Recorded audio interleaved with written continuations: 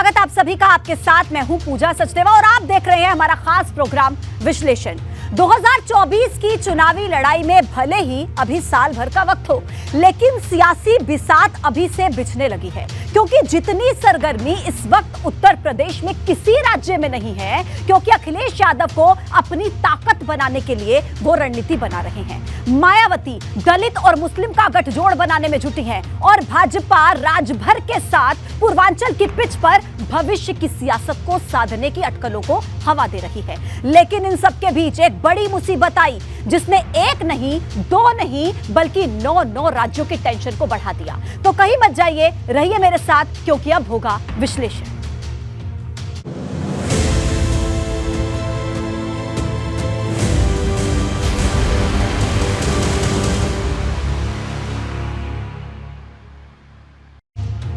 और चलिए, विश्लेषण में सबसे पहले बात तमाम सियासी घटनाक्रम की होगी, लेकिन सबसे पहले बात उस तबाही के ट्रेलर की होगी जिसने 9 राज्यों पर एक साथ बड़ी बर्बादी का खतरा मंडराने लगा है। क्योंकि समंदर गुस्से में है, जिसकी लहरों की चीख तटीय इलाकों को न सिर्फ डरा रही है, बल्कि 150 किलोमीटर की तेज रफ्तार से चल रही हवाएं ओडिशा में आई उस तबाही की याद दिला रही हैं, जिसने कई शहरों का नक्शा बिगाड़ दिया था। और यही वजह है कि पीएम मोदी पल पल की खबर पर खुद नजर बनाए हुए हैं। गृह मंत्री Amit Shah high level meeting ले रहे हैं। एनडीआरएफ, कोस्ट गार्ड बड़े युद्ध के लिए तैयार है, क्योंकि इस बार पूरा हिंदुस्तान सावधान नजर आ रहा है, क्योंकि महाविनाशक तूफान आ रहा है और इसका नाम है बिपरजॉय।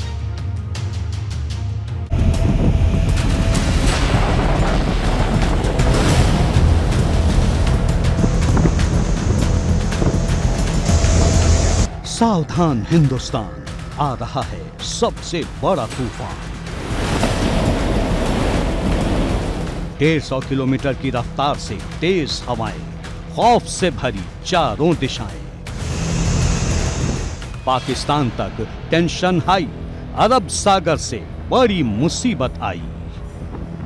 अभी पिछले महीने मोचा तूफान का खतरा टला ही था कि एक और तूफान तबाही मचाने आ गया है। इस तूफान का नाम है बिपरजॉय। इसकी आहट भर से समंदर अशांत हो गया है। गुजरात के कच्छ से लेकर मुंबई और केरल तक 150 किलोमीटर की रफ्तार से तेज हवाएं चल रही हैं। समंदर के बीच से ऊंची ऊंची लहरें उठकर किनारे से टकरा रही हैं। गुजरात के सौराष्ट्र और कच्छ के तटीय इलाकों में इसका सबसे ज्यादा असर देखा जा रहा है, जहां लगातार बारिश हो रही है। गोवा के बीच पर्यटकों के लिए बंद कर दिए गए हैं। मौसम विभाग ने लोगों को तटीय इलाकों से दूर रहने की चेतावनी दी है। सेंट्रल अरेबियन सी में एक एक्सट्रीमली सीवियर साइक्लोन स्टॉर्म जैसे केंद्रीभूत है। पोरबंदर से लगभग 450 किलोमीटर दूरी पे दक्षिण पश्चिम डायरेक्शन पे केंद्रीभूत है और ये धीरे धीरे नॉर्थ की दिशा में बढ़ने का हमारा पूर्वानुमान है। और 15 तारीख दोपहर से पहले दोपहर तक कच्छ एरिया में ये तट को पार करेगा। जब ये कोस्ट के पास आएगा 15 तारीख को, तब इसका विंड स्पीड थोड़ा से कम होते हुए 125 से 135 किलोमीटर प्रति घंटा होने का पूर्वानुमान किया गया है। आने वाले खतरे को देखकर सरकारी तंत्र एक्शन में आ गया है। खुद पीएम मोदी पल पल की जानकारी ले रहे हैं। गृह मंत्री अमित शाह ने इसे लेकर सोमवार को एक हाई लेवल मीटिंग की, क्योंकि देश के 9 राज्य इस तूफान की जद में आ सकते हैं, जो देश भर में भारी तबाही ला सकता है। कि जिस प्रकार से यहाँ पर साइक्लोन को लेकर असर होने वाली है, ऐसे में 10 नंबर की जो सिग्नल है वो यहाँ पर रखा गया है और इसको लेकर यहाँ पर सीआईएसएफ की टीम है वो भी मुस्तैद की गई है। किस प्रकार की सुरक्षा व्यवस्था यहाँ पर होनी चाहिए वो भी यहाँ पर मुस्तैद की गई है। हालांकि कंडला बंदर को लेकर काफ़ी यहाँ पर जो असर है वो दिखने में मिलने वाली है। ऐसे में पूरा कंडला बंदर जो है वो खाली किया गया है। 2500 से अधिक जो लोग हैं उन्हें स्थानांतरित किया गया है। अरब सागर से उठे इस तूफान के 15 जून तक भारतीय सीमा से टकराने की बात कही जा रही है, पर गुजरात और मुंबई के तटीय इलाकों की तस्वीरें अब ही से डराने लगी हैं।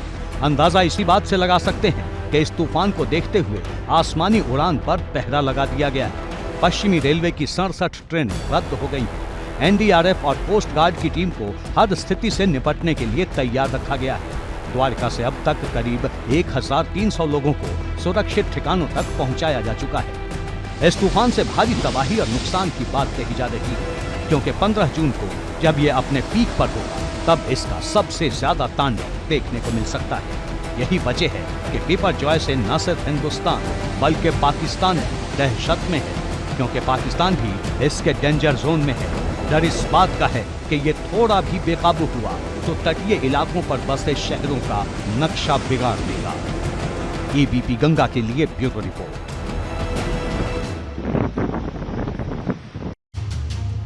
देखिए, बिपरजॉय अरब सागर से उठा है जो गुजरात की तरफ बढ़ रहा है। तो चलिए आपको बताते हैं कि गुजरात के वो कौन से इलाके हैं जो अभी इससे सबसे ज्यादा प्रभावित है। कौन कौन से क्षेत्र जो बिपरजॉय की जद में है। पोरबंदर, राजकोट, मोरबी, जूनागढ़, कच्छ, जामनगर, द्वारका, ये वो तमाम इलाके हैं जो ग्राफिक्स के जरिए आप देख रहे हैं, ये बिपरजॉय की जद में है। यानी कि ये क्षेत्र जिन पर सबसे ज्यादा असर बिपरजॉय नाम के इस तूफान का हो सकता है। तो देखिए, साइक्लोन आएगा, अपने साथ तबाही भी लाएगा। ऐसा क्यों कह रहे हैं? इसका सबसे ज्यादा असर किन राज्यों पर पड़ेगा, किन चीजों पर पड़ेगा, सबसे बड़ा नुकसान होगा, यह भी समझना बहुत जरूरी है। किन चीजों पर इसका असर होगा वो आपको बताते हैं। हजारों पेड़ टूट जाएंगे इस तूफान के आने से, कच्चे मकान ढह जाएंगे, टीन शेड वाले मकान और गैराज तक गिर जाएंगे। टेलीकॉम पर इसका सबसे ज्यादा असर होगा। इसके अलावा रेलवे को देखिए बड़ा नुकसान होगा, पोर्ट, बंदरगाह भी इसकी जद में आएंगे। तो देखिए, ये वो तमाम चीजें हैं जिन पर सबसे बुरा असर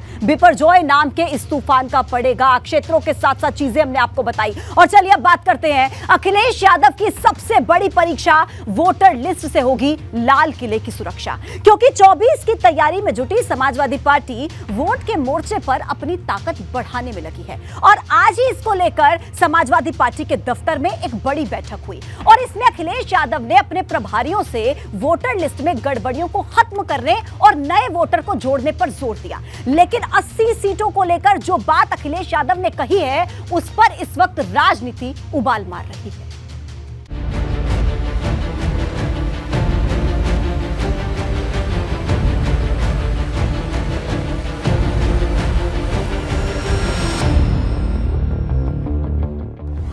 चौबीस की तैयारी में जुटी सपा, मिशन 80 से गर्म हुई सियासी फिजा।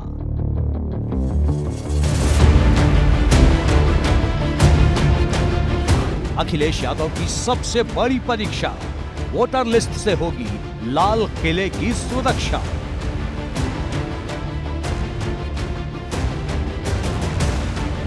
एक तरफ जून की तपती गर्मी है तो दूसरी तरफ मिशन 24 की सरगर्मी है, क्योंकि जब से अखिलेश यादव नैमिषारण्य में प्रशिक्षण शिविर करके आए हैं, बैक टू बैक रणनीति बनाने में जुटे हैं। अखिलेश यादव का पूरा जोर नए वोटर बनाने पर है, क्योंकि सपा को अगर अपना वोट प्रतिशत 32 से बढ़ाकर 40% करना है तो सबसे पहला काम अपने वोटर के नाम को वोटर लिस्ट में जुड़वाने का करना होगा। इसके लिए अब अखिलेश ने अपने सभी प्रभारियों को वोटर लिस्ट में नए नाम जुड़वाने का टास्क दिया है। समाजवादी पार्टी जो मतदाता सूची है, मतदाता सूची में जो कुछ जानबूझ करके चुनाव आयोग के कुछ कर्मचारी षड्यंत्र करते हैं, समाजवादी समर्थकों को वोट काट देते हैं, मतदान से वंचित कर देते हैं, जो लोकतंत्र के लिए बहुत घातक है। इन्हीं बातों के सतर्कता के लिए हमने हर जिले से लोग बुलाए हैं, वो लोग मतदाता सूची को चेक करें, छूटे हुए नामों को जोड़ें और जो षड्यंत्र के तहत काटे जा रहे हैं उस पर अलर्टनेस रहे, सतर्कता रहे। दरअसल समाजवादी पार्टी की रणनीति बूथ पर खुद को मजबूत करने, हर बूथ पर मजबूत सिपाही खड़ा करने, वोटर लिस्ट के सभी गड़बड़ियों को उजागर करने, हर बिरादरी में अपनी पकड़ बनाने के साथ साथ महिला वोटर को खुद से जोड़ने की है। क्योंकि समाजवादी पार्टी बार बार ये कहती रही है कि 2022 के जब विधानसभा चुनाव हुए थे तब भी तमाम जो विधानसभाएं हैं वहाँ पर उनके जो वोटर थे, जिन्हें वो अपना वोटर मानते हैं, उनके नाम काटे गए थे। लेकिन 2024 के लोकसभा चुनाव में ये गड़बड़ी ना होने पाए, इसीलिए बूथ को मजबूत करने में समाजवादी पार्टी जुटी है। जिनके नाम काट दिए गए उनके नाम कैसे जोड़े जाएं, नए नाम जो हैं वो ना कटने पाए, इसके अलावा कैसे नामों को जुड़वाया जाए। फोकस समाजवादी पार्टी का जो हम कह रहे हैं बार बार कि वो बूथ पर है, वोटर लिस्ट पर है। लेकिन सियासी गलियारों में जितनी चर्चा अखिलेश यादव की रणनीति की हो रही है, उससे ज्यादा सियासी बवाल उनके मिशन 80 वाले बयान ने मचा दी है। क्योंकि जब से सपा ने 80 सीटों पर भाजपा को हराने की बात कही है, भाजपा ने सपा के खिलाफ मोर्चा खोल दिया है। वो उत्तर प्रदेश से अभी 2022 में 400 सीटें जीत करके हमारी सरकार हटा रहे थे, वो 2014 से जीत रहे हैं, लेकिन जनता उनको हरा रही है। 2024 में आप विश्वास रखिएगा, जहां सपा बची भी है वहां भी कमल खिलेगा। अब जनता को भ्रमित करने का, गुमराह करने का एक यही अवसर है और इस तरह की बयानबाजी करके वो जनता को गुमराह करने का काम कर रहे हैं। प्रदेश की सब जनता जानती है और उन्होंने विधानसभा में भी 400 सीटें जीतने का लक्ष्य निर्धारित किया था और वो कहते थे 400 सीटें जीतेंगे, लेकिन जब परिणाम आए तो आपके सबके सामने है। उन्होंने अपने कार्यकर्ताओं को ये नारा दिया है वास्तव में कि सपा में 80 सीटों पर सपा को हराओ और भाजपा को जिताओ, क्योंकि अभी तक वो मुंगेरी लाल के सपने देख रहे हैं। जोक ऑफ द सेंचुरी क्या 10 सेंचुरी का जोक है ये, कि वो उनके पिताजी जो बहुत बड़े नेता थे वो भी ये सपना नहीं देख पाए, तो ये क्या देख रहे हैं, मजाक कर रहे हैं। कुल मिलाकर सीधी बात यह है कि 23 जून को पटना में होने वाली विपक्ष की महाबैठक से पहले अखिलेश भाजपा के खिलाफ बड़ी फील्डिंग सेट करने में लगे हैं, क्योंकि 24 में अगर भाजपा को रोकना है तो सबसे बड़ी पारी अखिलेश यादव को ही खेलनी होगी। एबीपी गंगा के लिए ब्यूरो रिपोर्ट। और चलिए अब आपको ये बताते हैं कि 24 से पहले अखिलेश किस तरह की तैयारी कर रहे हैं, कैसे भाजपा को सभी 80 सीटों पर टक्कर देने की बात कह रहे हैं। तो देखिए, सबसे बड़ा प्लान क्या है अखिलेश का, 80 सीटें जीतने पर फोकस, बूथ के कार्यकर्ताओं को जोड़ना, यह भी प्लान का हिस्सा है। गांव-गांव जाकर मतदाताओं से सीधा संवाद करना, इसके अलावा सोशल इंजीनियरिंग पर काम करना, दलित प्लस ओबीसी वोट पर खासा तौर पर नजर है अखिलेश यादव की। नाराज नेता जो नाराज हैं, बागी हैं, उनको मनाने की कोशिश रहेगी। महिला मतदाताओं को जोड़ने की मुहिम इस प्लान का हिस्सा है। मतदाता सूची का सत्यापन, उस पर फोकस करना, यह इस प्लान का हिस्सा है। इसके अलावा MY समीकरण को साधे रखने पर खासा जोर। तो अखिलेश यादव इन तमाम फैक्टर्स पर दरअसल कोशिश कर रहे हैं कि इस तरीके से भारतीय जनता पार्टी को टक्कर दी जाए। और चलिए अब बात करते हैं, नहीं चलेगी धर्म वाली सियासत, मायावती ने दिखाई DM वाली ताकत। क्योंकि हर राजनीतिक दल अपनी अपनी तैयारी में जुटा है, लेकिन मायावती ने धर्म वाले मोर्चे पर ऐसा हमला बोला कि सूबे का सियासी माहौल गर्मा गया। मायावती ने भाजपा और कांग्रेस दोनों पर दलित और मुस्लिमों की उपेक्षा करने का आरोप लगाया।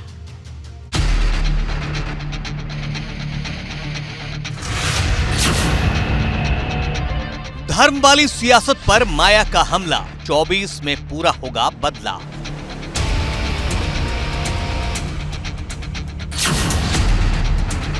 दलित मुस्लिम का गठजोड़, हाथी को मिलेगा हार का तोड़।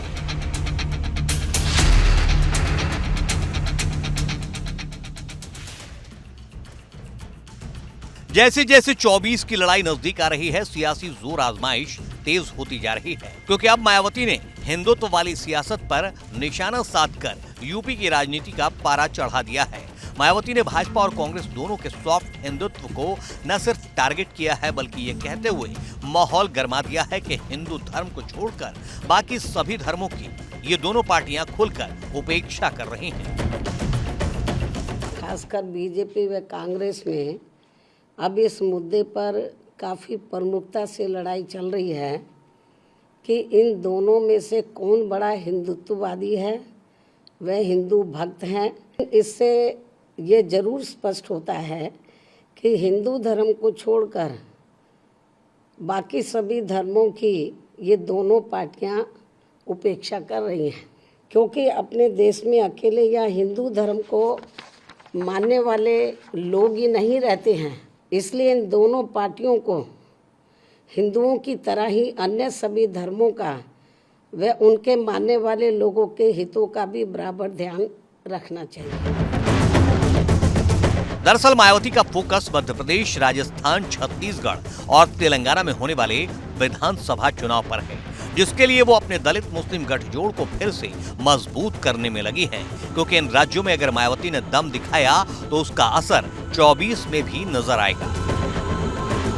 दलितों, आदिवासियों व अन्य पिछड़े वर्गों का हर स्तर पर हो रहा शोषण तथा यहाँ भी बढ़ रही गरीबी, बेरोजगारी, महंगाई हो रहा उत्पीड़न आदि के विरुद्ध, अर्थात इन चारों राज्यों में इस वर्ष हो रहे विधानसभा आम चुनाव में इन जरूरी मुद्दों को लेकर हमारी पार्टी पूरी तैयारी के साथ यहाँ चुनाव में उतर रही है। लेकिन मुस्लिमों की अनदेखी की जो बात मायावती ने कही है, उस पर भाजपा हमलावर हो गई है। भाजपा के अल्पसंख्यक मोर्चा के अध्यक्ष बासित अली ने ये कहते हुए मायावती के खिलाफ मोर्चा खोल दिया है कि मुस्लिमों के लिए जितना काम भाजपा ने किया है, किसी ने नहीं किया।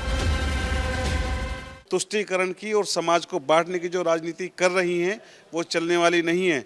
लोग समझ चुके हैं कि वो इस तरह की बातें केवल एक धर्म को, एक जाति के लोगों को खुश करने के लिए करती हैं, और वो लोग ये जान चुके हैं ये उनके ढकोसले हैं, इससे कोई लाभ उनको होने वाला नहीं है।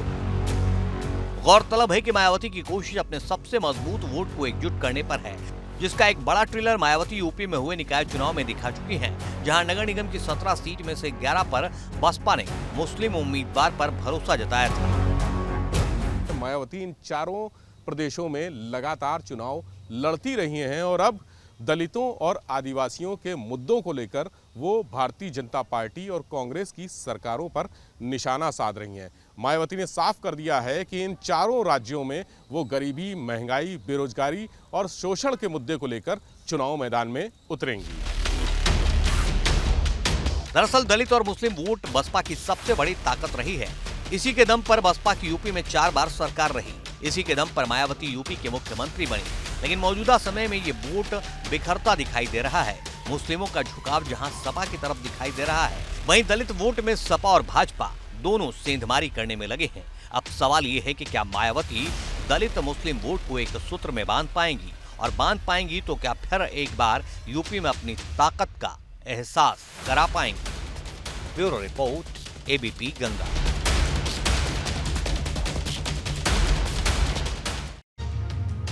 और चलिए विश्लेषण में अब बात सुभासपा से हाथ मिलाएगी भाजपा। भूपेंद्र चौधरी ने दी अटकलों को हवा। भूपेंद्र चौधरी आज ओम प्रकाश राजभर के बेटे अरुण राजभर के रिसेप्शन सेरेमनी में शामिल होने के लिए वाराणसी गए थे, जहां पर उनसे सुभासपा से गठबंधन को लेकर सवाल पूछा तो उन्होंने ये कहते हुए अटकलों को हवा दे दी कि जो हमारी विचारधारा से सहमत होगा उससे हाथ मिलाने से कोई गुरेज नहीं होगा। और अब इसी को लेकर चर्चा गर्म है, क्योंकि भाजपा का एक आंतरिक सर्वे भी आया है जिसमें सुभासपा के साथ जाने को फायदे का सौदा बताया है।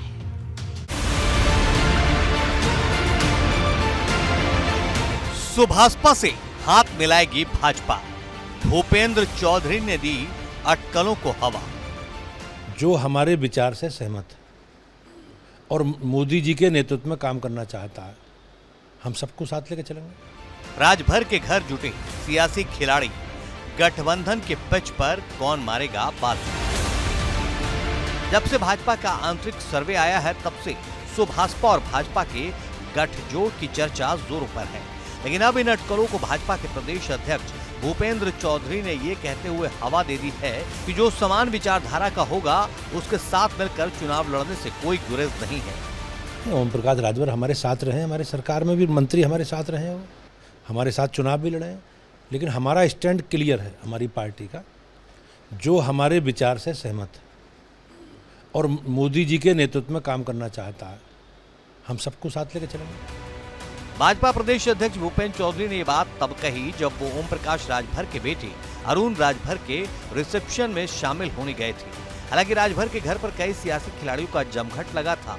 इनमें रालोद अध्यक्ष जयंत चौधरी, सपा नेता राम गोविंद चौधरी और योगी सरकार में खेल मंत्री गिरीश यादव शामिल थे। ये सभी वर वधू को आशीर्वाद देने आए थे। लेकिन जो बात भाजपा प्रदेश अध्यक्ष भूपेंद्र चौधरी ने कही, उससे राजनीति गर्मा गई है।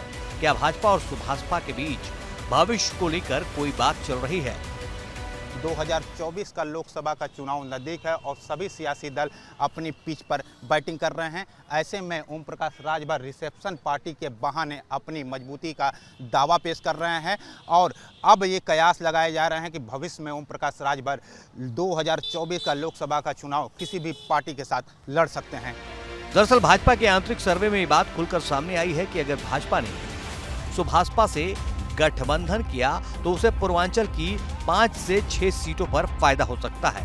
ये वो सीट है जहां भाजपा 2019 में हार गई थी। दरअसल पूर्वांचल के 15 जिलों में राजभर वोट का प्रभाव है।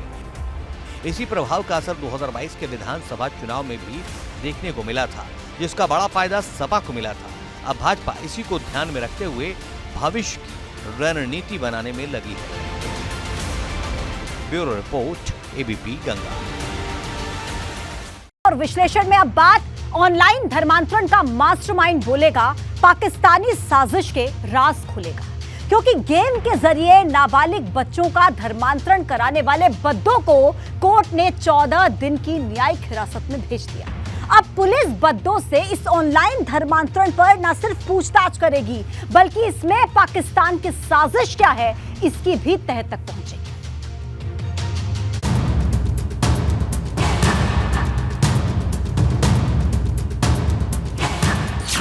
ऑनलाइन धर्मांतरण का मास्टरमाइंड बोलेगा, पाकिस्तानी साजिश की राज खोलेगा। नाबालिग बच्चों को बनाया शिकार, गेम को बनाया था हथियार। एक दो नहीं, करीब 400 से ज्यादा लोगों को धर्मांतरण का शिकार बनाने वाला बद्दो गाजियाबाद पुलिस के शिकंजे में है। अब अलग अलग एजेंसियां बद्दों से वो राज उगलवाने में जुटी हैं, जिसके तार पाकिस्तान से भी जुड़ रहे हैं और यूरोप से भी। क्योंकि ठाणे से गाजियाबाद पुलिस की ट्रांजिट रिमांड में आने के बाद गाजियाबाद पुलिस ने संजय नगर के संयुक्त अस्पताल में पहले बद्दो का मेडिकल करवाया, फिर उसके बाद उसे कोर्ट में पेश किया, जहां से शाहनवाज उर्फ बद्दो को 14 दिन की न्यायिक हिरासत में जेल भेज दिया।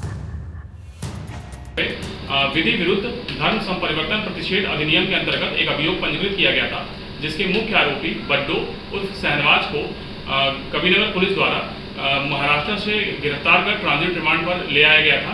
आज पूछताछ के उपरांत उनको सक्षम न्यायालय के समक्ष प्रस्तुत करके 14 दिनों की न्यायिक हिरासत में भेजा गया है। बद्दो ईमेल आईडी चलाता था, पाकिस्तान के एड्रेस वाली ईमेल आईडी उसके पास मिली है, जिससे कि वो यहाँ पर यूज़ किया करता था। बताया जा रहा है कि उसने इस ईमेल आईडी को खरीदा था।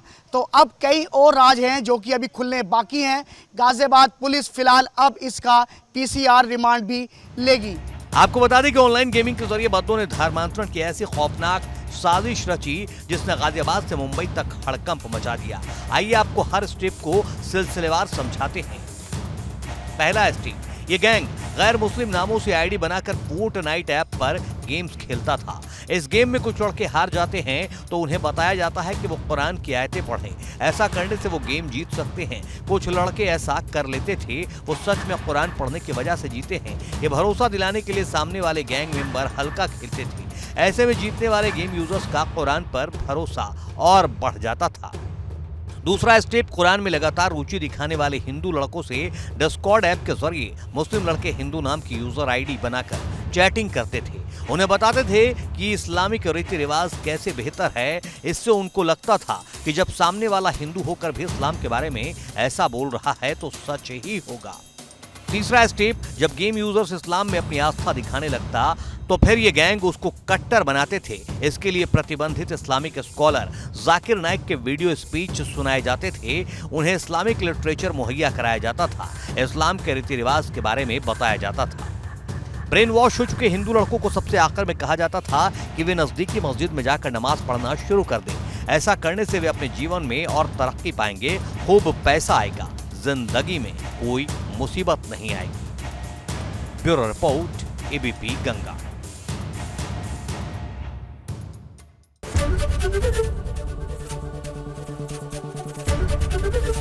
एबीपी गंगा, खबर आपकी, जुबान आपकी।